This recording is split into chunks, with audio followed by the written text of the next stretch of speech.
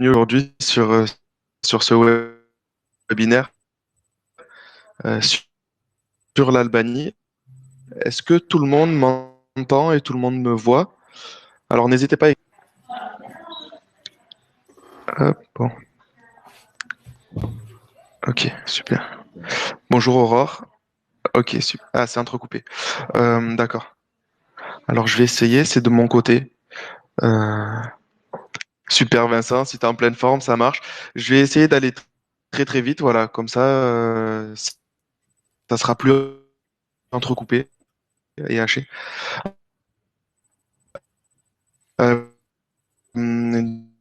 du coup, euh, sur ce webinaire, très inconnu, et Quentin,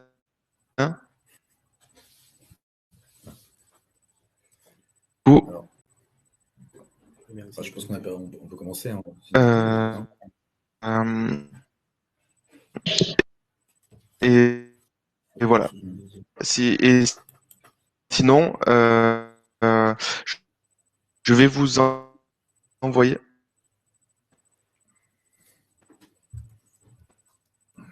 Tu parles tout le monde, hein? Ouais, je sais. Ok, vous m'entendez bien là? Du coup, c'est bon. Alors bon, alors du coup, voilà, je laisse comme c'est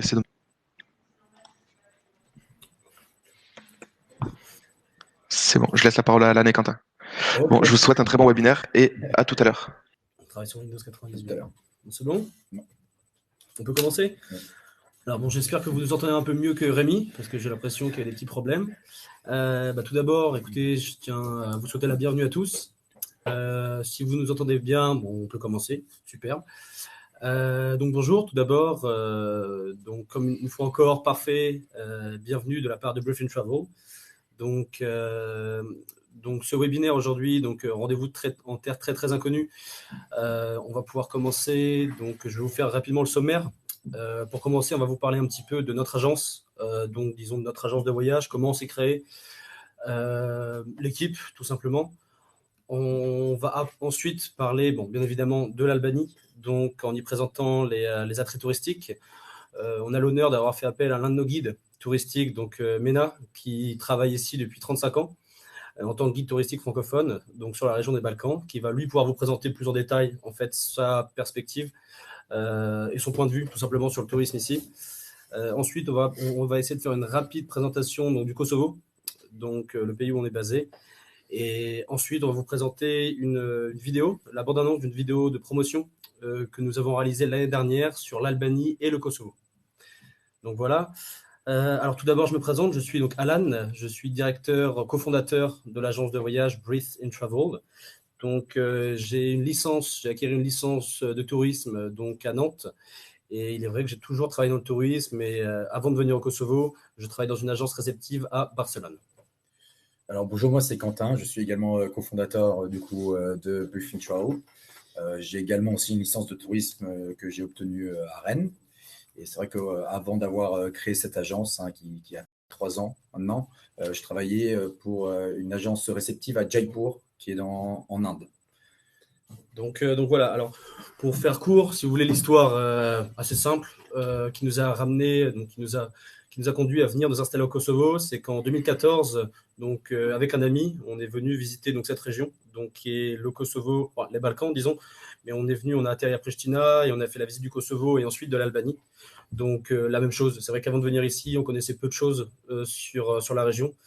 Et c'est vrai que c'est après avoir passé quelques jours ici, avoir rencontré la population locale, en fait, avoir vu un peu comment ça se passait, je pense qu'on est tout simplement tombé amoureux de cette région. Et c'est pour ça qu'il y a plus de 3 ans et demi maintenant, on est venu s'installer donc à Pristina, donc la capitale du Kosovo. Donc c'est là que notre agence de voyage donc est basée.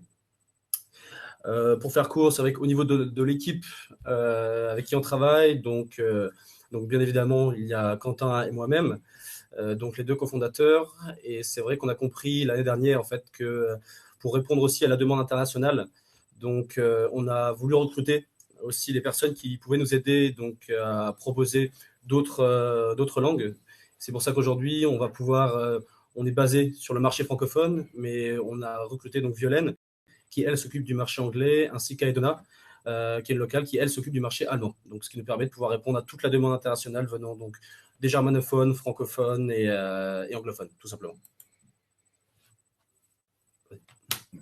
Alors, du coup, on propose plusieurs destinations. Donc, l'Albanie, la Bosnie, la Bulgarie, le Kosovo, la Macédoine noire et le Monténégro. Donc, pour que vous puissiez visualiser où sont ces pays, elles se situent du coup sur la péninsule balkanique. Donc, je ne sais pas si vous avez accès à la carte. Donc, nous sommes basés au Kosovo, à Pristina. Donc, vous pouvez voir, c'est la couleur violette. Et on est entouré en fait de toutes les destinations que l'on propose. Alors, pour revenir sur la présentation, alors pourquoi Brief and Travel? Alors, c'est vrai qu'on est aussi, en fait, alors du coup, on est deux Français, on a tous les deux étudié le secteur touristique. C'est vrai que quand. Pardon, j'ai lisé le message de Rémi. Alors, c'est vrai que pourquoi Brief and Travel? C'est vrai que du coup, on a une philosophie qui est bien rodée. C'est grâce en fait à nos études et aussi à l'expérience qu'on a eue auparavant qu'on se distingue par rapport, on va dire, à nos concurrents. Bon, c'est vrai qu'au Kosovo, on est la seule agence francophone. Ça, on va parler plus de l'Albanie, par exemple, où il y a des agences francophones. Mais c'est vrai qu'on a basé plutôt nos circuits sur le slow voyage, pardon, avec toujours un itinéraire logique où on évite de reprendre, on va dire, les mêmes routes. Et ça aide de limiter aussi le nombre d'heures dans le transport. Ça nous permet aussi en fait d'avoir des circuits diversifiés entre, on va dire, la nature, la culture et aussi la rencontre. Alors, là, c'est pour vous aussi, vous allez pouvoir lire du coup après ce qu'on fait. C'est vrai que du coup, on propose plusieurs forfaits touristiques. Donc, la base de notre service c'est du sur-mesure. Donc, on peut bien faire de l'autotour qui est très propice pour les familles et aussi pour les individuels, que, on va dire, des circuits accompagnés pour de l'agir ou des groupes allant, on va dire, de 15 à 40 personnes, selon les demandes. On se distingue aussi, en fait, parce qu'on est très pointu sur le choix, on va dire, de nos hôteliers et aussi des restaurants, qui, pour nous, en fait, est vraiment très important pour l'agence. Donc, c'est vrai que sur les restaurants, on a vraiment, que ce soit en Albanie ou au Kosovo, des restaurants basés sur l'agrotourisme, avec des produits frais, bio. Sur la côte albanaise, on propose aussi notamment beaucoup de fruits de mer et de poissons. Et c'est vrai qu'on a eu énormément de retours là-dessus. Ça nous a permis aussi, en fait, du coup, par exemple, sur le Kosovo, on travaille avec Voyageurs du Monde. On travaille également avec Avas Voyage, Voyamar. En Belgique, on travaille avec Voyage Léonard. Et en Suisse, ça peut vous donner un ordre d'idée. Alors, pourquoi l'Albanie? Très bonne question. Alors voilà, donc c'est vrai, comme on l'expliquait, donc nous on est venu s'installer ici et voilà, on a fait le nécessaire en fait pour comprendre la destination. Comme Quentin l'a expliqué, on est français, pas albanais, mais c'est ce qui fait aussi peut-être qu'on a ce point de vue justement de la part des clients français plus que peut-être justement des locaux qui vont pouvoir parler français ici. C'est vrai qu'on a passé plus d'un an et demi à faire le tour de l'Albanie. Pour essayer d'avoir les meilleurs contacts, pour avoir des bonnes relations, trouver les meilleurs restaurants, comme il a expliqué, des meilleurs hôtels, etc. Voilà. Et après, comme vous l'avez compris, pour la référence, en rendez-vous en terre très très inconnue, petite subtilité. C'est vrai que voilà, ce qu'on dit beaucoup, c'est que l'Albanie, c'est un des derniers bastions touristiques d'Europe, notamment avec la région qui peut se rapprocher, disons, de la région du Caucase. L'Albanie, c'est une des régions, c'est un pays des Balkans qui est en plein essor. Ce qu'on dit souvent, c'est vrai que la région des Balkans, c'est une région qui se développe petit à petit. C'est vrai que ça a commencé, la Grèce, bien entendu, mais vous avez l'Albanie qui a explosé ces dernières années, qui est aujourd'hui, qui est la destination qu'elle est aujourd'hui. Vous avez ensuite le Monténégro qui s'est développé, et maintenant c'est un peu, on pense, le tour de l'Albanie. C'est pour ça qu'il y a un attrait en ce moment. Pour présenter, disons, certains chiffres, c'est vrai, sur la destination.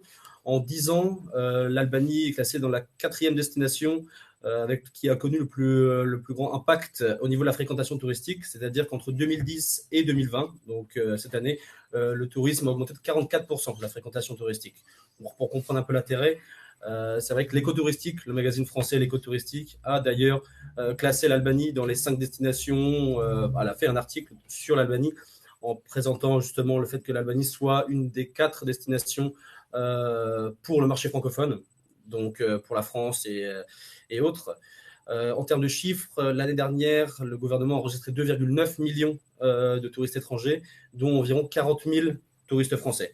Donc, selon les prévisions, il est vrai qu'on pensait en 2020, que l'Albanie, que le gouvernement albanais pensait à atteindre peut-être les 60 000 touristes. Mais bon, après, avec le problème un peu du coronavirus, malheureusement aujourd'hui, c'est vrai que la situation est un peu moins sûre. Mais voilà, je pense que ça va quand même bien se développer toujours, de toute façon. Donc voilà un peu pour quelques chiffres. Donc maintenant, bon, comme on a dit, quel meilleur moyen de présenter donc au niveau des températures. Alors c'est surtout quand partir en Albanie. Donc c'est vrai que la saison touristique en Albanie, ça va que ce soit même au Kosovo, ça va de avril jusqu'à octobre, voire novembre. Mais c'est vrai que ça dépend de ce que l'on veut. Il y a notamment, en fait, nous, ce qu'on préfère pour envoyer des groupes ou même des individuels, ça va être mai, juin ou septembre, octobre, qui sont quand même plus propices et plus agréables pour la période, parce qu'il y a quand même moins de touristes. Par rapport à juillet, août, où c'est un peu plus compliqué, ça reste quand même agréable, mais il y a un peu plus de monde et il y a un peu plus de monde sur les plages. Et c'est un peu moins l'idée qu'on se fait, on va dire, de l'Albanie à cette période-là. Ça reste quand même, de toute façon, une période très propice. Je vous inviterai à regarder ce tableau en détail après pour vous donner un ordre d'idée de quand on peut aller à la plage ou même faire de la randonnée. Donc maintenant, on va laisser le micro à notre guide référent de notre agence qui va vous présenter l'Albanie historiquement et avec les attraits aussi touristiques.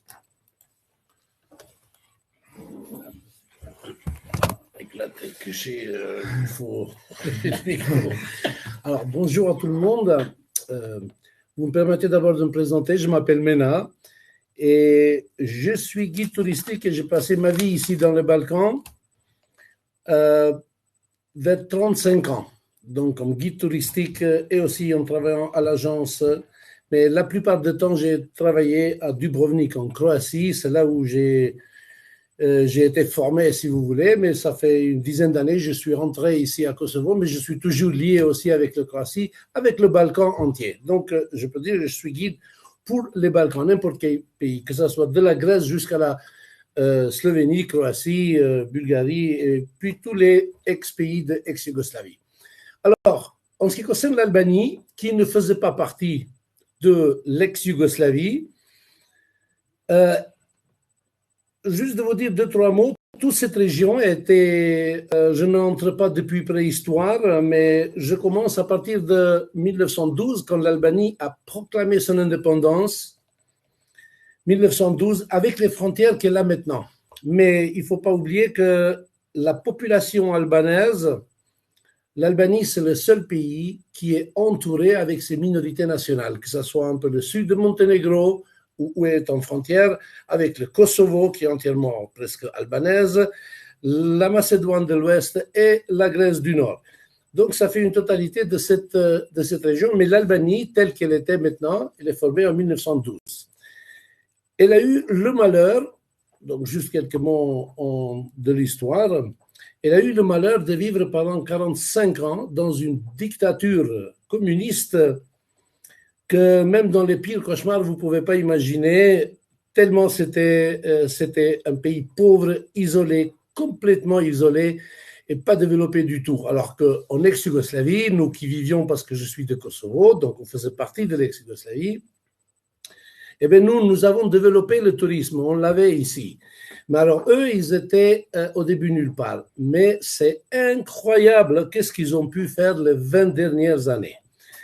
Où depuis le temps qu'ils n'avaient pas de capacité pour loger les touristes qui venaient, jusqu'à maintenant avec des palaces, des 4, 5 étoiles, 6 étoiles même.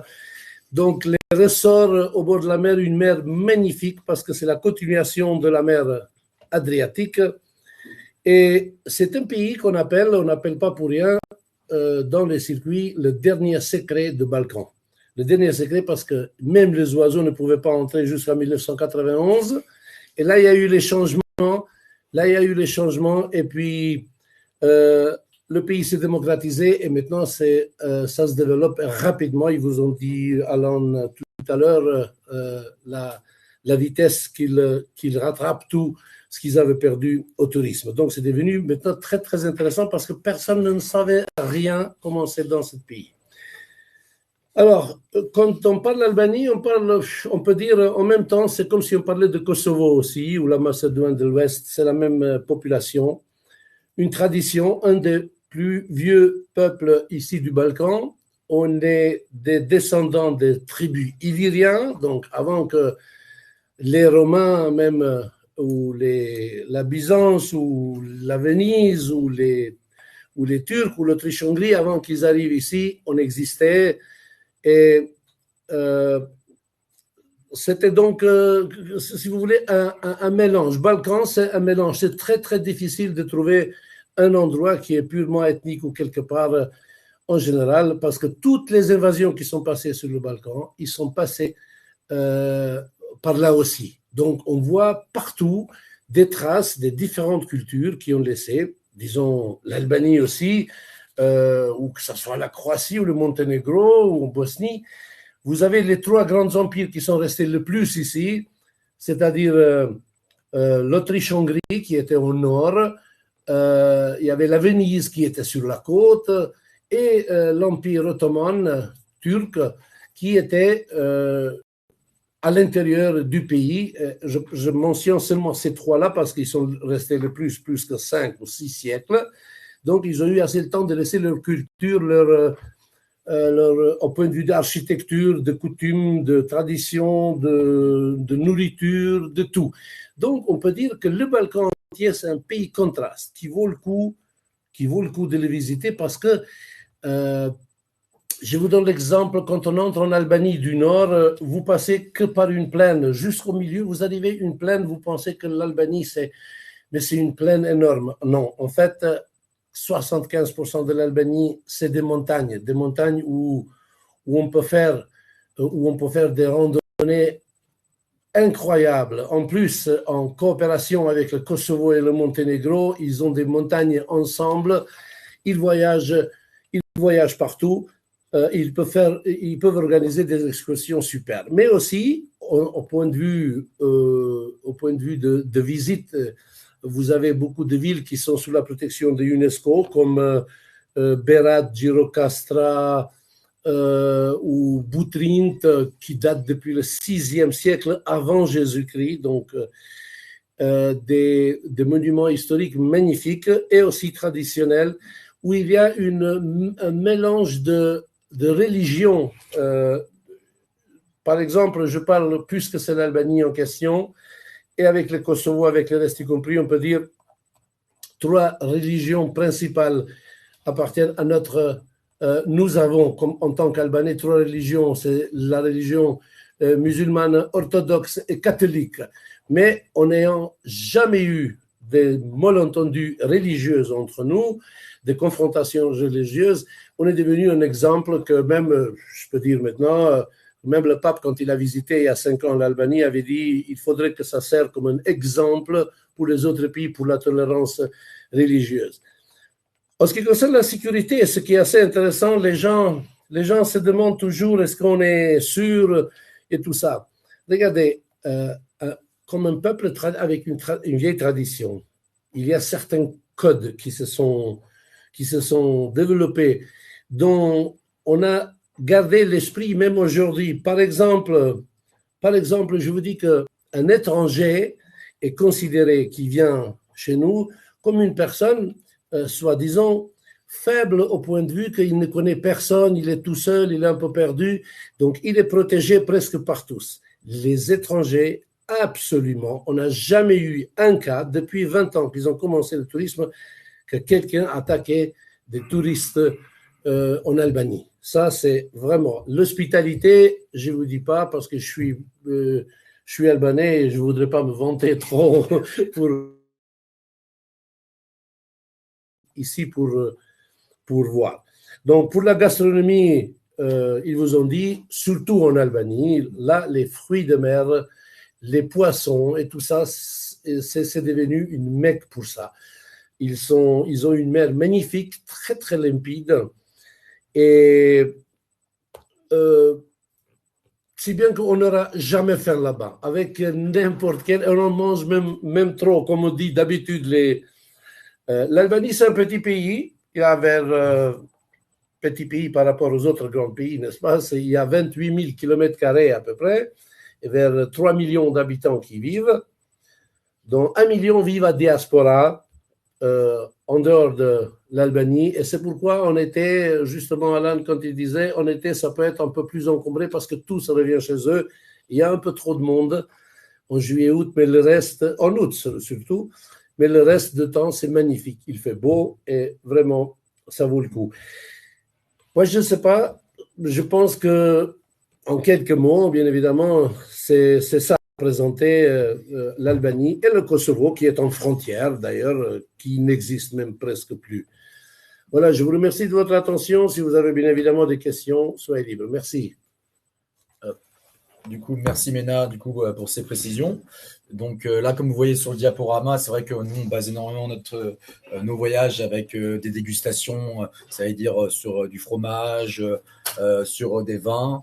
Et également, on fait des ateliers aussi, par exemple des cours de cuisine. On aime beaucoup faire aussi une soirée avec une danse traditionnelle qui marche très bien également, et notamment des rencontres, qu'elles soient de dormir chez l'habitant ou des rencontres d'artisans également. C'est vrai que, juste pour revenir sur ça, ce qui est intéressant en Albanie ou dans les Balkans en général, ça va être la manière dont ils ont justement gardé leur tradition. Comme Mena a pu l'expliquer, l'hospitalité qui est ici, c'est vrai c'est une hospitalité qui est ici depuis des siècles, parce que c'est une tradition des Balkans, d'Albanie ou d'autres, c'est vrai, qui fait que les étrangers, comme il a dit, sont merveilleusement bien accueillis. Et c'est vrai que, d'une part, ça qui est intéressant, c'est le fait justement cette rencontre avec deux cultures, traditions différentes en fait. La culture européenne et albanaise sont complètement différentes. Et c'est ce que nous, on aime à faire découvrir justement aux touristes qui viennent visiter le pays. C'est pour ça, comme quand on l'a dit, on essaie d'organiser au maximum donc des rencontres, notamment sur des villes historiques comme Kruye, où on va organiser la rencontre d'une personne qui va confectionner plis, qui sont les chapeaux blancs albanais. Donc c'est les derniers artisans qui font ça aujourd'hui. C'est intéressant de pouvoir voir ça. Ils travaillent toujours de la même manière, de manière ancestrale. Et voilà, ça c'est une partie. On va aussi se baser sur d'autres endroits, notamment dans le sud d'Albanie, dans une ville qui s'appelle Permet, qui est vraiment l'exemple de l'agrotourisme en Albanie. C'est à ce moment-là qu'on va faire des rencontres avec des fermes, qu'on va pouvoir réaliser des dégustations de fromage, qu'on va pouvoir réaliser des dégustations de vin, de rakia. Donc c'est vrai que c'est très intéressant et c'est ce qui plaît aux gens. Ce que les gens cherchent en voyageant, c'est d'être dépaysés, donc de rencontrer quelque chose, de voir des choses qu'ils n'ont pas l'habitude de voir. Et c'est ce que nous, on essaie de faire comprendre justement en procédant à ça, à ce genre de rencontres, justement en essayant d'avoir un voyage des plus authentiques possible en fait. Ça va être un peu la philosophie sur laquelle nous, on va être justement. Oui. Alors aussi, on est basé aussi sur du tourisme d'aventure et sportif. Donc, c'est vrai que... Alors, c'est vrai que là, on va parler de nature, du coup, justement. Et on a plusieurs en fait, régions. On fait soit en termes de sport, c'est vrai qu'on est assez pointu. Et il y a une gamme très intéressante, que ce soit comme de la plongée, on va dire sur la côte, des randonnées, que ce soit au nord de l'Albanie ou à la frontière quasiment avec la Macédoine, du rafting, que ce soit à Permettre, qui est devenu, comme disait Alan, en termes d'écotourisme, c'est une référence. Il y a même des bains que je vous montrerai juste avant. On peut se baigner, on peut faire du rafting, on peut faire également du canyoning. Le parapente aussi, c'est incroyable. On part de la montagne pour finir sur la côte. C'est vrai que c'est des activités qui plaisent énormément. Juste pour en revenir à ce que Mena disait tout à l'heure, au niveau des régions qui sont les plus propices en fait à la randonnée justement ou disons au tourisme naturel tout simplement, vous avez le nord de l'Albanie qui est absolument magnifique. C'est Vous avez tout d'abord, donc vous avez le lac Coman, donc qui est, si vous voulez, donc la rivière Chala, comme on l'appelle, qui est un dépaysement total où on organise justement donc une balade à bateau ou en kayak ou des différentes sortes d'activités dessus. C'est, si vous voulez, un lac artificiel sur lequel on a l'impression d'être en Asie. C'est vrai que là, c'est un dépaysement complet à ce niveau-là. C'est une expérience unique. Et en parlant donc de ça, pour en revenir justement au nord de l'Albanie, la randonnée principalement. La randonnée qu'on peut réaliser en Albanie est principalement dans le nord. Vous avez notamment un village du nom de Teth, qui est un petit village perdu dans la montagne au nord de l'Albanie, de là où part énormément de randonnées. Donc c'est vrai que ça a été, il y a un succès, il y a un très très gros succès de cette randonnée-là, qui est maintenant connue à l'international. Donc c'est vrai que la même chose, juillet, août, on va éviter de ramener les gens à cette période-là, par exemple à Tef ou Valbona, justement, qui est l'autre ville d'où on réalise la randonnée, parce que c'est victime de son succès, donc il y a beaucoup de monde. Donc c'est pour ça que de la même manière que Quentin l'a dit, on va essayer toujours de proposer donc en juin ou justement en septembre, lorsqu'il y a un petit peu moins de monde en fait. Il y a également lors de ces randonnées-là beaucoup de sources d'eau, comme par exemple là, le Blue Eye que vous pouvez voir sur la photo. Bon là c'est celui au sud, mais il y en a au nord et il y en a plein en fait, que ce soit des lacs glaciaires qui sont très intéressants. On propose aussi en fait pour montrer qu'il y a différents aussi sites naturels. Quand on voit la lagune de Caravesta, c'est vraiment, on a l'impression d'être quasiment en Afrique. Il manque juste les crocodiles pour se sentir complètement dépaysé. En termes aussi de Riviera, la Riviera albanaise est incroyable et notamment au sud. Nous, on propose souvent plusieurs destinations, enfin plusieurs villes avec des stations balnéaires comme Dermi, Imare, des balades en bateau jusqu'à JP Canyon ou même une randonnée là-bas. On peut même dormir sur la plage avec un camping pour les personnes qui désirent être plus dans l'aventure. Il y a Ksamil et Saranda, bon, c'est des villes un peu plus, on va dire, qui sont un peu plus, on va dire, grosses et où il y a un peu plus de tourisme de masse. Et c'est vrai que nous, on cherche à proposer des petites criques où il y a un peu moins de monde. Juste pour revenir à ça, juste comme Mena l'a dit tout à l'heure, la beauté de la rivière albanaise, ça va être la mer qui translucide. Et c'est vrai que quand vous êtes dedans, vous avez l'impression d'être, je sais pas, sur une île mais je veux dire, en termes balnéaires, il y a énormément de choses à proposer en Albanie, que ce soit des petites villes balnéaires ou des plus grosses. Et nous, on aime proposer ça, toujours dans nos circuits, à réaliser par exemple une balade en bateau sur la Riviera pour aller découvrir des caves comme les caves de Pirate ou de Pelumbas, qui sont justement donc à côté de Dermi. Et c'est vrai qu'on essaie toujours comme on l'a dit en fait, on essaie toujours de développer et de proposer des prestations variées, donc que ce soit le culturel, mais on va pas s'empêcher non plus de justement passer une nuit dans une ville balnéaire comme Dermi par exemple, parce que on estime que les gens sont là en vacances, ils sont là en voyage, et c'est vrai que passer une nuit sur une magnifique station balnéaire comme ça, avec une balade en bateau, c'est vrai que c'est un must que tous nos clients apprécient. Ouais. Je peux juste ajouter quelque chose. Surtout pour ceux qui aiment bien organiser les circuits. N'oubliez pas, il n'y a pas que l'Albanie. Il y a au-dessus, au sud de la Grèce, la Macédoine en frontière, le Kosovo et le Monténégro, qui fait une totalité d'à peu près une douzaine de millions d'habitants tout, mais qui sont quand même 5 pays qui sont différents et qui sont très intéressants, qu'on peut les facilement liés parce que les routes sont magnifiques partout. Donc, on peut facilement les relier comme ça avec un circuit d'une semaine ou pour ceux qui sont d'outre-mer de 2 semaines. Facilement, on relie tous ces pays. On voit 5 États, 5 pays qui sont culturellement différents aussi, mais qui donnent vraiment un intérêt exceptionnel pour les visites. Et justement, quand on parle de ça, c'est vrai qu'on peut faire des combinés. On voit le lac d'Oride, c'est un lac qui la moitié appartient à la Macédoine et l'autre moitié appartient à l'Albanie. Et ça, c'est des lacs c'est un lac qui est classé au patrimoine de l'UNESCO, qui est magnifique. Et on aime bien, par exemple, quand on passe au lac d'Oride côté albanais, on va souvent du côté macédonien voir la ville aussi qui est classée à l'UNESCO et avec des monastères qui sont incroyables, ou faire, par exemple, de la randonnée à côté ou juste du balnéaire, rester sur la plage et se baigner dans le lac. Il y a le lac de Skadar aussi, qui est le plus grand lac de tous les Balkans, qui la moitié appartient à l'Albanie et l'autre au Monténégro. Et donc, c'est vraiment très intéressant de voir comment eux se partagent le lac, où est la frontière, on va dire, naturelle entre les deux pays. Et ça fait des balades à bateau magnifiques ou même des baignades inoubliables. On a aussi, du coup, des parcs nationaux ou des randonnées, comme on disait. Comme disait Alan, voilà, le Tef, c'est un village qui est inhabité, qui commence à aussi être un peu victime de son succès. mais qui est incroyable. Le parc national de Yogora qui est magnifique, et notamment le nord de l'Albanie où il y a tout un circuit, en fait, une randonnée qui s'est créée qui s'appelle au sommet des Balkans, Peaks of the Balkans. Donc là, on va vous montrer un peu les circuits qu'on propose, c'est juste les points forts. C'est vrai que sur nos circuits, on essaye de mélanger à peu près tout type de tourisme au début. Donc, c'est des circuits, on va dire, clés en main pour les personnes. Mais dès qu'on a une demande, on essaye de creuser et de savoir si la personne est plus intéressée par du culturel, du naturel, du sport ou quoi que ce soit. Et c'est vrai qu'on arrive facilement à s'adapter parce que la région est très propice, que ce soit l'Albanie ou même le Kosovo, la Macédoine, le Monténégro ou tous les autres pays balkaniques, à tout type de tourisme. Alors, hop, là, on va passer du coup au Kosovo. Donc, on va faire une petite présentation du Kosovo. Hein. C'est un petit pays, c'est le plus jeune pays d'Europe, donc qui est indépendant depuis 2008.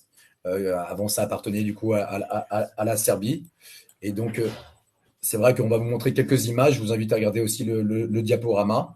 C'est vrai qu'en termes de culture, eh ben, le Kosovo, pour ma part, c'est un pays en termes d'hospitalité qui est incomparable à l'échelle européenne. Elle est très peu connue aussi, encore plus que l'Albanie. C'est vrai que les gens ont encore peur d'y venir. Pourtant, en Kosovo, il n'y a aucun souci, même en termes de sécurité. On a plus de chances d'avoir des problèmes, on va dire, dans des grandes villes en France.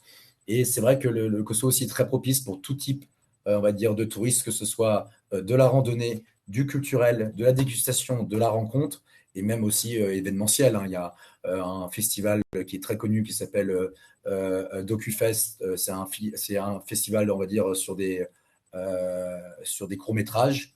Et il y a vraiment aussi une population internationale qui vient. Et c'est pendant une semaine. Et c'est à Prizren, du coup, qui est la capitale culturelle du Kosovo. Je vais vous montrer et vous faire défiler quelques images pour vous rendre compte aussi du potentiel du Kosovo, qui a 4 sites également classés à l'UNESCO, qui sont 4 monastères orthodoxes qui sont vraiment magnifiques. Des Canadiens. Ah, peut-être, oui. Ouais. C'est vrai que Mena aussi a l'habitude de travailler avec les Canadiens, aussi des Canadiens. Et... Non, je voulais seulement vous faire référence. L'année dernière, il y a eu une équipe de Canadiens qui ont fait sur le Kosovo un programme qui est passé à la chaîne TV au Canada, c'est l'Évasion. L'Évasion, eh bien, c'était une émission d'1 heure où j'ai été guide avec eux tout le temps. On a parlé longtemps de Kosovo. Vous pouvez toujours trouver quelque part le link. C'était avec Hugo Girard. S'il y a des Canadiens, vous devez le connaître, l'homme le plus fort du monde, qui est devenu mon ami. Donc, on a fait une émission magnifique aussi sur le Kosovo. Là, vous pouvez aussi voir l'Évasion, donc l'émission. Alors, on va dire, de toute façon, voilà. Enfin, c'est quoi après ouais. Alors, il y a quelques questions là qu'on a anticipées. Un peu en arrière, qu'on puisse voir les noms des incontournables, bien sûr. Alors, quand on parle des incontournables du Kosovo, comme on l'a dit, le Kosovo, bon, c'est une destination qui est vouée à se développer dans un avenir proche. Le problème, c'est toujours un peu le manque de communication. Donc, c'est vrai que c'est pour ça que c'est intéressant qu'on puisse nous en parler. Et ça va surtout être, disons, l'image un peu négative qui va être justement, qui va paraître dans les médias. C'est vrai que le Kosovo, quand on parle du Kosovo, on va penser à la guerre. On va penser à la guerre de 98 à 99. C'est un peu comme ça que les gens s'en souviennent. À savoir, voilà, comme on l'a dit, c'est le plus jeune pays d'Europe et c'est un pays qui est en plein essor. C'est la population la plus jeune d'Europe également. Donc, c'est un pays qui est en constant développement, que ce soit au niveau touristique, même économique, bien sûr. Mais il y a plein de choses intéressantes qui sont faites, notamment que ce soit en Albanie ou au Kosovo, mais c'est comme quand elle a dit, des festivals traditionnels où vraiment on va présenter toutes les traditions albanaises. Vous avez notamment Kukaj, qui est donc un festival albanais de tradition albanaise pendant une semaine où les gens vont présenter un peu comment se passaient les mariages justement albanais, les musiques albanaises, les costumes. On va pouvoir parler un peu de tout ça. Donc c'est vrai que c'est très intéressant pour quelqu'un qui a jamais entendu parler de ça. C'est un complet dépaysement. Donc c'est vrai que c'est pareil, c'est un retour en arrière un peu de venir ici et voir les traditions. Quand on vient de France, on a des traditions, mais ici c'est vu d'une manière différente. Et c'est vrai que c'est pour ça que nous, tous les retours qu'on a, c'est des retours qui sont très positifs à ce moment-là. Parce que comme on l'a dit, c'est comme si on partait en Inde, mais sauf qu'on reste en Europe, on est à 2h30 de Paris, mais on a l'impression d'être sur un autre monde, si je peux dire ça comme ça. Ouais. Et c'est vrai que le Kosovo, ça, même pour nous, on va dire professionnellement, c'est très riche parce qu'en fait, toute l'offre, nous, on a dû la créer nous-mêmes parce qu'il y avait peu de choses de créer. On participe même aussi à l'élaboration de la loi du tourisme. On a même créé aussi une formation de guidage francophone où MENA était le prof, parce qu'on avait un manque au début de guides francophones, en lien avec un guide UNESCO et MENA. Et c'est vrai que là-dessus, le Kosovo, c'est incroyable. Les gens sont tellement nature, et il y a tellement de Français qui viennent et qui reviennent en fait au Kosovo, alors que tellement ils ont aimé l'expérience, la convivialité. On va à Pristina, on peut sortir ils ont vraiment la culture des cafés qui est encore plus énorme qu'en France, quoi. Et aussi, en plus, c'est une destination très bon marché également. Alors là, on va répondre à certaines questions. On va répondre aux questions et après, on va vous présenter un trailer. Ça va être une trailer qui présente une autre vidéo. On ne voulait pas vous la mettre parce qu'elle dure 13 minutes.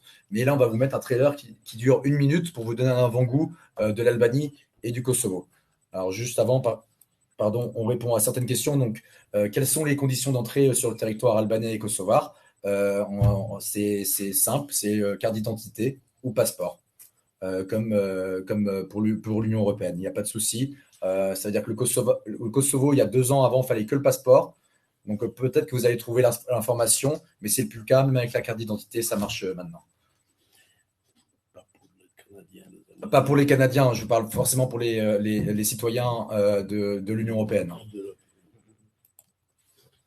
Alors, quelles sont les compagnies aériennes? Alors, ça, je peux le faire. Au niveau des compagnies aériennes, donc c'est vrai qu'après, il y a des vols directs, bien sûr. Bon, après, on peut trouver des vols aussi avec correspondance. Sur les vols directs, en partant de la France, vous avez des vols avec Transavia qui vont faire Paris-Tirana directement. La Belgique, vous avez TuiFly maintenant qui propose des vols. Donc de la Suisse, vous avez également beaucoup de vols donc avec EasyJet. Et donc ça, je parle de l'Albanie toujours. Et pour le Canada, vous avez donc des vols donc avec correspondance, avec Austria notamment, donc des vols Montréal-Vienne et ensuite Vienne-Tirana, donc qui sont possibles. Aussi Montréal-Zagreb et Split aussi maintenant. Voilà, ou Montréal-Zagreb, ou qu'on peut aussi proposer dans des circuits combinés, comme Enal a dit, en incluant la Croatie, donc par exemple la Bosnie, l'Albanie, le Monténégro, en essayant de combiner un peu ces pays-là. Ouais. Alors là, il y a une question que je vois de Diane. Oui, après. D'accord. On finit nos questions et après, on va répondre à vos interrogations. Alors, dans quel état sont les routes? C'est vrai que ça, c'est une question souvent qu'on a. Eh bien, écoutez, que ce soit au Kosovo ou en Albanie, ils se sont tellement améliorés. Et là, il y a des nouvelles routes qui viennent d'autoroutes et de routes qui ont été construites ces dernières années, que franchement, il n'y a aucun souci. Forcément, il faudra faire un peu plus attention parce que les codes ne sont pas les mêmes en termes de conduite. On va dire que c'est un peu plus basé sur la conduite réflexe, mais si on prend nos distances et qu'on fait attention, il n'y a vraiment aucun souci, que ce soit sur la conduite ou sur les conditions des routes. Alors, est-ce dangereux? On a déjà répondu auparavant. Je pense que MENA a déjà fait un parallèle là-dessus. Il n'y a pas de danger. Il n'y a pas de danger. Regardez, question de danger, c'est toujours une question un peu plus large que comme ça de passer. Il n'y a pas de danger, il n'y a pas d'incident, il n'y a pas de guerre, il n'y a pas. Dans la rue, dans un café, n'importe où dans le monde, quand quelqu'un est saoulé, il peut faire un incident. Mais ça n'arrive pas avec les étrangers ici, parce que j'ai dit, ils sont carrément protégés par une tradition chez nous. Là, on risquait. Jusqu'à maintenant, on n'a jamais eu une attaque ou quelque chose, au moins pour ces 20 ans en Albanie, depuis qu'ils ont commencé le tourisme. Et du coup, ça, on pourra le voir à la fin. Alors, du coup, pour répondre à la question de Diane et aussi également de Morgane sur les types d'hébergement. Hop, c'est ici question. Hop, show question list. Ok. Bonjour. Oui, alors ça c'est bon. On publish. Pardon, excusez-moi. Hop. Non, excusez-moi, c'est les questions d'après. D'accord, voilà. Hop. Du coup, alors quel type d'hébergement y a-t-il dans les différents pays? Peut-on trouver des boutiques, hôtels, hébergements haut de gamme dans toutes ces destinations? Bien évidemment que oui. On trouve vraiment tout type d'hébergement, que ce soit chez l'habitant, dans des hôtels, boutiques très charmants, ou sinon dans des gros hôtels un peu plus, on va dire, c'est-à-dire soit luxueux, avec de la tranquillité, ou soit vraiment aussi avec les Sheraton Ouais, et tout. c'est ça. Voilà. Donc, en termes d'hébergement, il n'y a vraiment aucun souci. Il y en a vraiment pour tous les goûts et dans toutes les gammes. Donc, ça, on peut aller du haut de gamme à quasi luxe, quasiment luxe, ouais. Juste pour répondre à ça, c'est vrai que nous, en fait, comme Quentin l'a dit au début, les prestations qu'on va choisir vont toujours être en fonction des qualités et de l'image et de la notion qu'on a des touristes français. C'est-à-dire que sur certains circuits, on va voir certains hôtels qui vont être proposés que nous, on ne pourra pas proposer parce qu'on n'estime pas que des touristes français peuvent être dedans. On préfère avoir des programmes qui sont avec 5-10 euros plus chers ou 5 euros plus cher par hôtel, mais que, voilà, que les clients soient sûrs d'avoir cette qualité d'hôtel, que ce soit au niveau des chambres, du confort, bien sûr, des lits, de la literie, etc., mais également au niveau du service, donc dans l'hôtel lui-même, en fait. Donc le service qui est de qualité, de toute façon, c'est vrai qu'ils sont bien améliorés, que ce soit en Albanie ou justement donc au Kosovo, on trouve toujours dans chaque ville qu'on propose des très très bons hôtels avec qui on travaille. Donc ça, c'est pour la partie hôtel, mais lorsqu'on va parler un peu d'autres types d'hébergements, on va par exemple, bien sûr, quand on fait de la randonnée, plus proposer des chambres d'hôtes dans les montagnes, des petits gîtes qui sont absolument merveilleux. Donc vous avez les locaux qui nous accueillent avec leur nourriture, etc. Donc c'est un plaisir pour nos touristes. Et voilà, vous avez tout type d'hôtels, donc des tout petits hôtels aussi qu'on privilégie plus nous aussi également, car on privilégie qu'on a des petits groupes, les petits hôtels, on n'aime pas envoyer nos clients dans des hôtels qui sont très très importants, on préfère toujours avoir cette authenticité à ce niveau-là en fait. Ouais. Alors, j'espère que ça a répondu aussi à Morgane, hein, qui nous avait demandé quel type d'hôtellerie peut-on trouver. Donc, on va passer à une autre question du coup de Diane, qui est: lorsqu'on combine 2 ou 3 pays, est-il facile de prendre une voiture de location dans l'un des pays et la rendre dans un autre? Alors oui, ça c'est un service qu'on propose. Logiquement, ce qu'on fait souvent, c'est par exemple, on a un autotour là qui dure 17 jours, qui part de Tirana jusqu'à Macédoine et qui finit au Kosovo. Et on peut très bien récupérer la voiture à l'aéroport de Tirana pour la laisser à l'aéroport de Pristina, ou inversement, que ce soit Skopje ou même Podgorica. En fait, on a fait en sorte qu'on puisse récupérer la location de voiture dans chaque aéroport sans aucun problème. Avec certains prestataires et selon on va dire, la destination de départ, forcément aussi, parfois ça a un prix selon certains prestataires. Mais c'est un service en tout cas qu'on propose et qu'on fait vraiment quasiment tout le temps, parce que c'est vrai que les gens, quand ils viennent, souvent Kosovo-Macédoine, on le combine ensemble, et Albanie-Kosovo, enfin c'est vrai ce qui est intéressant, c'est que c'est tellement des petits pays qu'on est tellement dans un autre pays juste après 3 heures de route qu'on combine, on fait énormément de combinés, ça fonctionne très bien. Hop, alors j'ai une autre question. Quel budget prévoir? Hop là. Alors c'est vrai qu'on n'en a pas beaucoup parlé au niveau des budgets, notamment au niveau du coût de la vie, qui est l'Albanie et le Kosovo. C'est vrai que bien évidemment, c'est ce qu'on disait, c'est 50% quasiment de moins que la France au niveau du budget. C'est-à-dire qu'au niveau des restaurants, on va être sur des restaurants, lorsqu'on parle pour des gens qui vont partir en autotour, pour 5 euros, on peut avoir un plat. Donc, c'est-à-dire qu'entre 3, 5 euros, 6 euros, on peut avoir des plats qui sont très bons. Donc c'est pour ça qu'il est difficile après de donner un budget moyen pour une personne, sachant que tout est différent. C'est-à-dire qu'une personne qui partira en séjour toute seule, en circuit accompagné avec un groupe, en autotour à 2, en famille, etc., tout peut être possible. C'est vrai que là-dessus, nous, de toute façon, lorsque vous aurez une demande là-dessus, ou justement envie d'avoir un peu plus d'informations sur les budgets, vous pouvez toujours vous retourner vers nous. Ensuite, après, bien sûr, sur webinaire, et on pourra voir ça ensemble. Après, pour les hôtels, généralement, les chambres en Albanie vont pouvoir se situer entre 50, 60, 70 euros la nuit environ, ça va être à peu près ça. La chambre. Donc ce qui vous donne peut-être un peu une idée. Et ensuite, comme je l'ai expliqué, le problème, c'est qu'il est difficile d'avoir un budget moyen par personne, car on propose en fait vraiment du sur-mesure. Donc chaque voyage que nous on va justement pouvoir commercialiser, ça va être des prix qui seront différents. Donc c'est vrai que c'est compliqué en fait d'avoir une idée en fait à ce niveau-là. Ouais.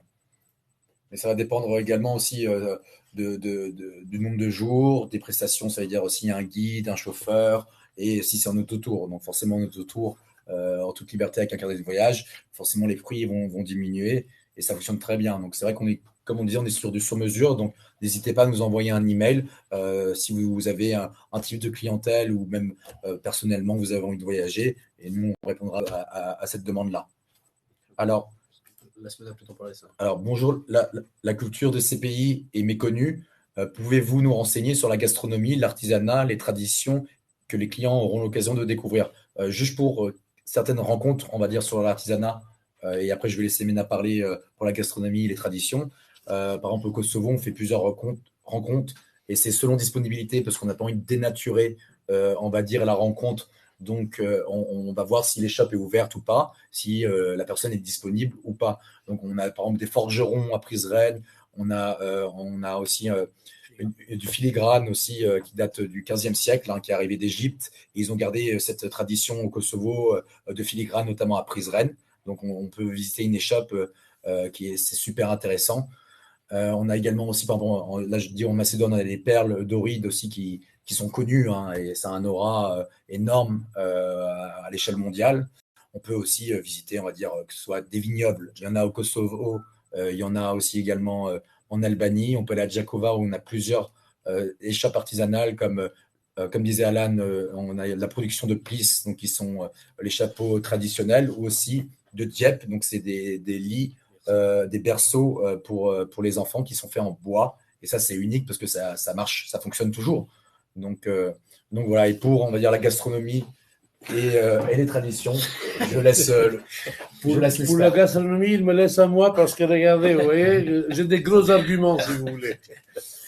Non, en ce qui concerne la gastronomie, regardez, elle est vraiment très riche. D'abord, il faut savoir qu'à Kosovo et en Albanie et dans le Balkan entier, vous avez deux sortes de cuisine. Vous avez la cuisine internationale qu'on en trouve partout, que vous trouvez à Paris ou que ce soit, je sais pas moi, en Italie, au Mexique, où vous voulez, enfin pas au Mexique, mais bon, en Europe, la cuisine internationale et aussi la cuisine locale qui est diversifiée. Mais il ne faut pas confondre des fois, quand on dit la cuisine locale, vous savez, au Balkan, comme surtout dans le sud-ouest de Balkan, que vous prenez la Bosnie, le Monténégro, la Serbie, la Macédoine, le Kosovo, l'Albanie et la Grèce aussi y compris, et même la Bulgarie, les Ottomans, les Turcs étaient pendant 5 ou 6 siècles ici.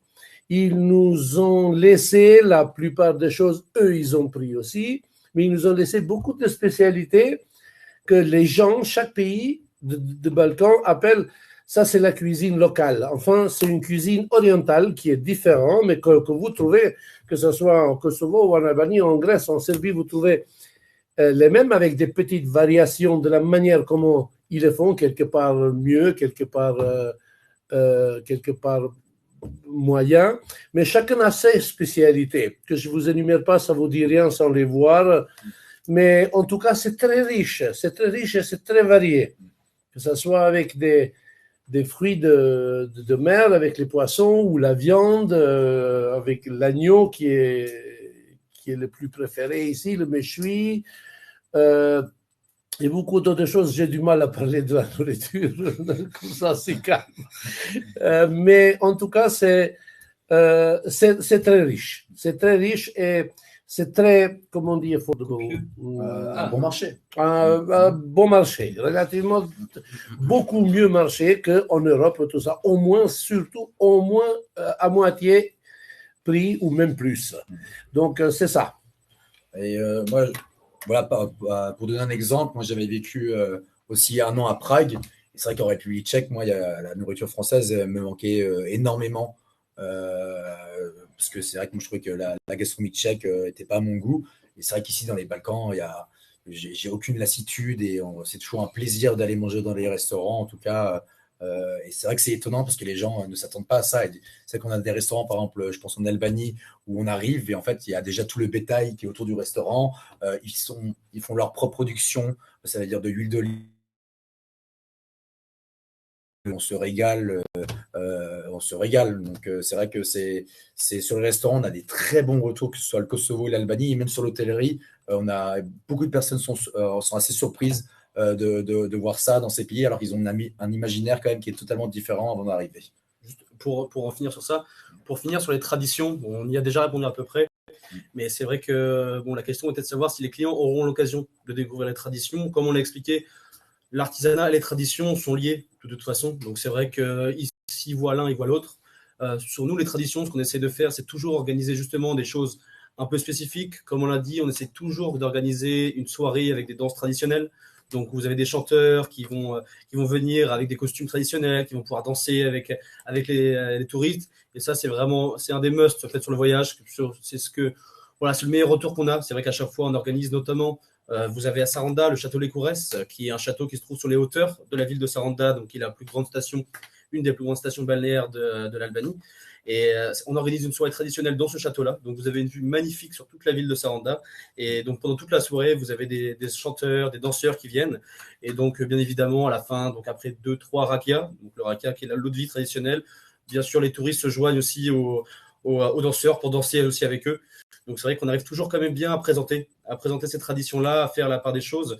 Donc comme on l'a dit en fait, avec la partie culturelle, mais aussi toujours en faisant participer, c'est ce que les gens adorent en fait. C'est vrai que c'est pour ça qu'on peut organiser par exemple des cours de cuisine avec des locaux, là, des cours de cuisine comme par exemple la flia, donc qui est une nourriture traditionnelle ici, qui est une espèce de pâte, justement, comment est-ce qu'on pourrait… Avec du lait, de la crème, et ça a quasiment en fait goût de crêpe, mais en salé, quoi.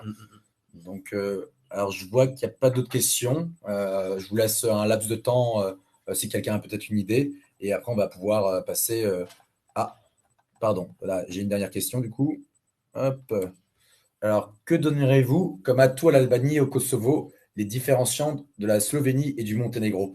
La grande différence déjà entre la Slovénie, c'est que les Slovènes sont quand même relativement proches culturellement, on va dire, des Français. Ça veut dire que quand on arrive en Slovénie, on n'est pas dépaysé comme si on va à Prague ou en Autriche. C'est magnifique, on va dire, en termes de nature, parce qu'ils ont des lacs, ils ont aussi les mêmes caractéristiques, on va dire, en termes naturels, que peut-être l'Albanie et le Kosovo, mais en termes, la grande différence, elle est culturelle, elle est énorme et elle est aussi économique.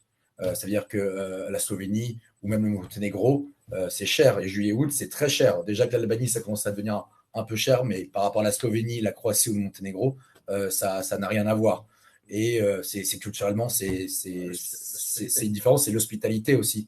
C'est vrai qu'on a après cette tendance à voir un peu les Slaves un peu plus froids, et que les Albanais aussi ont ce côté vraiment très chaleureux. Mais que ce soit l'Albanie, le Kosovo, la Macédoine, ils se différencient sur ces arguments par rapport à la Slovénie et le Monténégro. Ça va être aussi, donc voilà, ça va être, je dirais bien sûr le coût de la vie, bien sûr, donc aussi l'hospitalité, mais aussi l'authenticité. C'est-à-dire que voilà, le Monténégro, ce qui paraît logique, mais je veux dire le Monténégro et la Slovénie vont être justement, comme l'a dit Quentin, des pays bien plus touristiques. Donc c'est vrai que lorsque vous avez des clients qui vous demandent justement à vous, qui viennent vers vous pour vous demander des pays plus authentiques, là on peut vraiment être en immersion totale en fait dans une culture différente. C'est vrai que ça sera plus facile de la proposer en Albanie et au Kosovo que de la faire en Slovénie ou au Monténégro, même si c'est possible. C'est plus une question d'authenticité pure et dure en fait sur ces destinations. Ouais. Et nous on voit bien la différence parce qu'on travaille notamment sur le Monténégro, donc c'est une destination qu'on connaît parfaitement aussi également. Donc voilà, j'espère avoir répondu à toutes vos questions. Maintenant, on va passer à la petite vidéo. Du coup, c'est un trailer. N'hésitez pas à nous envoyer un message si vous voulez voir le reste de la vidéo. On en a plein. C'est un peu tourné un peu en mode film, comme trailer. Donc une bande d'annonce qui a été faite par un ami à nous de Rouen. Non, c'est vous. Et donc, je vous invite à la regarder. C'est 1 minute. On n'a pas voulu vous prendre plus de votre temps, mais au moins, on voit quand même certains intérêts et hop là, donc j'espère que tout le monde est prêt. Et je coupe le son juste pour éviter que vous ayez des échos.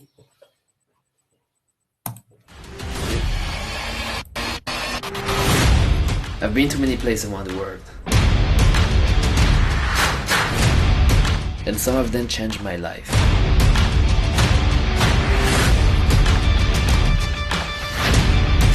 And this year, for our next adventure, we're going back to the Balkans. So they think Kosovo and Albania are dangerous, right? We're gonna show them the true face of these countries. When do you want to start? Now.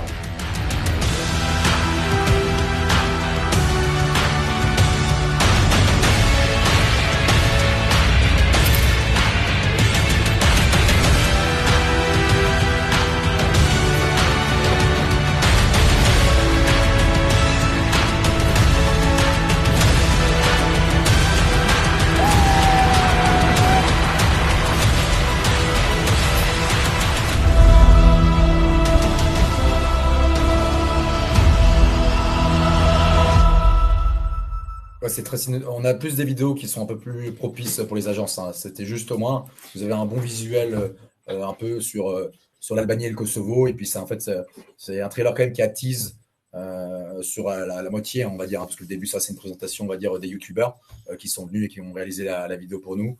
Mais c'est vrai que le reste, pour nous, était intéressant, on va dire, qu'on voit en termes de nature ou même de culture. Hein. On voit le forgeron de Prizren qui tape et on voit à peu près ce que ça peut donner de manière générale. Donc voilà. Donc, moi, je pense que on a fait le tour. Si vous n'avez pas d'autres questions, c'est vrai que ouais, bien sûr. Ouais, de toute façon, quoi qu'il arrive, vous pouvez toujours vous retourner vers nous pour nous demander des informations. On peut voir ici Marianne qui nous dit que c'est très cinématographique. Effectivement, c'est pourquoi on est là. C'est vrai que, comme on l'a dit, juste pour en finir sur ça, c'est vrai que ces destinations sont des destinations qui ont un énorme potentiel. L'Albanie, de toute façon, aujourd'hui, est sur le point de devenir une destination touristique, l'une des plus importantes des Balkans. C'est en devenir, bien sûr. Après, voilà, nous, vraiment, ce qui nous intéressait, c'est vous de présenter ces destinations-là, à savoir on connaît le marché français, francophone, qui a énormément de réticence toujours sur ces destinations. Nous, on est en ce moment même en relation avec, disons, beaucoup de gros tour opérateurs en France qui ont encore justement des réticences à envoyer ou à démarrer tout simplement une opération sur ces pays-là. Ce qu'on leur dit, c'est ça, c'est que justement les gens en parlent beaucoup de plus en plus et sont intéressés. C'est vrai que les gens ont fait plus ou moins le tour du monde et c'est des destinations des Balkans comme l'Albanie ou Kosovo, c'est des destinations qui sont pas encore qui n'étaient pas très connues à l'heure actuelle et qui revenaient pas un peu dans l'oreille des gens. Et c'est pour ça que justement les gens ont envie de voir quelque chose de nouveau, les gens ont envie de voir quelque chose d'authentique. Et c'est pour ça, c'est ce que nous on s'efforce à faire tous les jours justement en faisant venir les touristes ici tout simplement. Et on voit de plus en plus les touristes aiment aller dans des destinations où personne ne sont allés. Et c'est vrai que là-dessus, il y a vraiment tout type de tourisme, il y a tout type de clientèle. Et ces deux pays-là, et même la région balkanique, est très propice pour ça. Donc voilà, on aimerait bien déjà vous remercier de votre temps. Justement. Et Mena a envie de dire juste une phrase que je viens de penser à ça. Venez visiter l'Albanie. L'Albanie, c'est un pays qui est beau. L'Albanie, c'est le pays qu'il vous faut. Un peu de pub. On finit sur une belle note. note. Voilà. Bon, on vous remercie. Et puis, si vous avez des questions, en tout cas. Juste au niveau des contacts, je ne sais pas, là, sur la Diaporama. Si, il y a tout. Il y a notre Ah, d'accord. Donc, il y a tout. Sur la dernière Diaporama, vous voyez, donc vous avez nos contacts. Donc, n'hésitez pas à nous envoyer un email ou nous appeler. Il n'y a pas de souci. Nous, on est ici. J'allais dire 24 heures sur 24, bien sûr, mais on est disponible si vous avez, comme je l'ai dit, si vous avez des questions, si vous avez des demandes, bien sûr, ou si vous voulez plus d'informations. Voilà, nous, on est vraiment ouvert à l'échange, à la collaboration, etc. Il n'y a pas de problème. Donc nous, on est heureux d'avoir pu vous faire cette présentation et aussi d'avoir pu vous faire découvrir un des guides avec qui on travaille, donc qui est Mena. Comme vous avez pu voir, l'humour chez lui est intense et c'est ce qui plaît à nos touristes aussi. Donc merci encore et écoutez, bonne journée à vous alors.